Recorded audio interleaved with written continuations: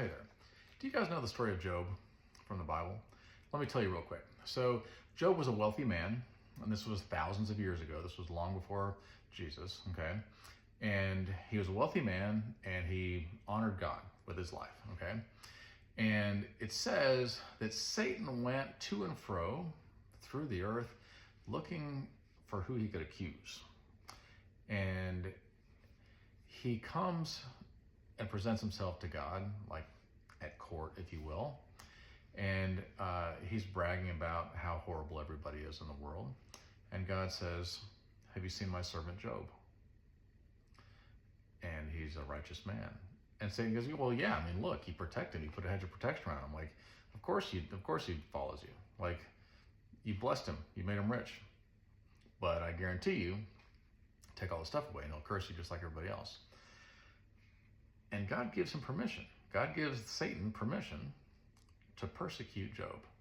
So this is what happens. He says, you can take his things, but you cannot hurt him. And Satan's like, I'll do that. So while Job is there, somebody comes up and they say, everything you've got is destroyed. And also some of your kids have died. And then while that person's still speaking, another one comes up and another one comes up and another one comes up. And basically by the end of all of it, all of his stuff is gone. All of his cattle and herds are gone. His children are all dead. And most of their houses are like destroyed. And at this point, Job falls down on his knees and he says, naked I came into this world and naked I will leave. How can I accept good things from God and not bad things? And in all this, it says Job did not sin. And so God looks at Satan and he says, see, like I said, he's a righteous man. And Satan goes, skin for skin. If you curse his flesh, he will curse you like nobody's business. And God's like, okay, you can hurt him, but you cannot kill him. And so the devil does. He covers his body in boils, in nasty, itchy boils, to the point where Job takes pottery and breaks it and scrapes his skin, scrapes all the boils off, and he's sitting there in misery, and he's in sackcloth and ashes, which was a way of expressing that they were mourning, okay? Just sitting there in the ashes. And his wife says, she says, are you still holding on to your dignity? Excuse me. Are you still holding on to your dignity? Why don't you just curse God and die? And he's like, woman, how can we do this? How can we accept good things from God and not bad things from God? He gives and he takes away. And so, in all that, Job does not sin. And then Satan's like, let him sit in that for a little while, right? Like, don't just cure him right away. Let's let him suffer. And so God lets him. And some of his friends come to comfort him. And when they do, they sit and they look at him. And this was the mentality of the day. And a lot of that is carried on to today. The mentality was, if bad things are happening to you, you must have done something bad. And so after sitting there for a while, they looked at Job and said, what'd you do wrong? And he's like, nothing. I didn't do anything wrong. Like, I don't think so. Look, man, all your stuff is gone. All your cattle, all your herds, everything, all your children have died. And you're covered in sores like this. And you're telling me that you didn't do anything wrong, that God just cursed you like this? I don't think so. Absolutely not. Tell us what your sin is. And he's like, nothing. And they're like, sure. And so there's a long discourse between them all. And finally, Job kind of comes to God and says, why did you do this to me? I didn't do anything wrong. And he kind of goes through a long discourse. He says, I wish I'd never been born. This is horrible. And God comes to him, and he doesn't have to give an explanation. He's God. And he says, were you there when I made the heavens and the earth? Were you there whenever I dug the oceans? Were you there when I set the limits of where the ocean would go to?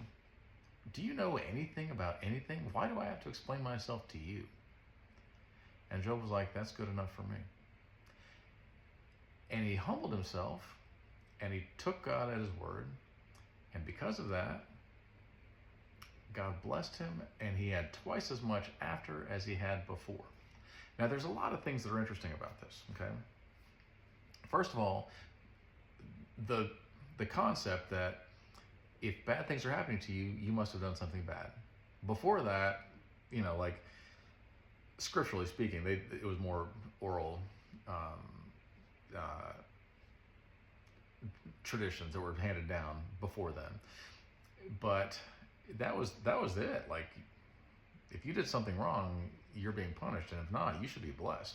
And the fact that you did something good and bad things happen to you, that doesn't make sense. That doesn't add up. And so, the story of Job kind of shows like maybe there's more to the story that we don't understand. Maybe we're not God. Also, Job never betrayed God through all that. He never cursed God through all that. All those things happened to him, and he never did.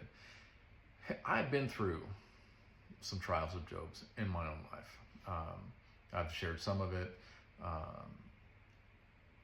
And everybody kind of looked at me like, man, what did you do wrong? And I'm like, nothing. And they're like, why don't you curse God and die? And I'm like, I'm not going to do that. I feel like I'm on the other side of that now. I feel like I've been through a lot, maybe not all the things that I'm going to have to deal with, but through a lot of them. And now God has blessed me, and I have far more than I ever had before. And I'm very blessed because of that. Now, in the middle of these trials and sufferings, okay, I took note and I wrote down some things, and it helped me to come up with a story, right? I studied the book of Job, and I was like, I want to come out on the other side of this, okay? And I ended up writing this story, and it's called Desperation, and I made it into a book. It's also a movie screenplay, but it hasn't been made yet. But it's on Amazon. I can put the link in there if you guys ask for it. And it is a modern day story of Job. So it is, imagine an American that is a business owner, and he's very successful and very wealthy, and then he loses everything, and kind of the explanation behind it. Now, it's fiction, but if you read that right next to the story of Job, you're going to be like, he definitely read the story of Job. And I think it's very inspiring. I've never had anybody read it and then come back and be like, everybody's like, that's a good story, that's very inspiring. I'm like, good, I want that. I want you to be inspired. I want you to look at life and its pain and its beauty, and to be inspired, and to have the strength to persevere through hard times. And so it's on Amazon, it's on Kindle. I don't think I have that one on Audible because I got busy and I didn't read it for you. But if for some reason you're like, look, I can't afford $7 or whatever it costs, then send me a message and I will give you a digital copy for free. All right, love you guys. Have a great night.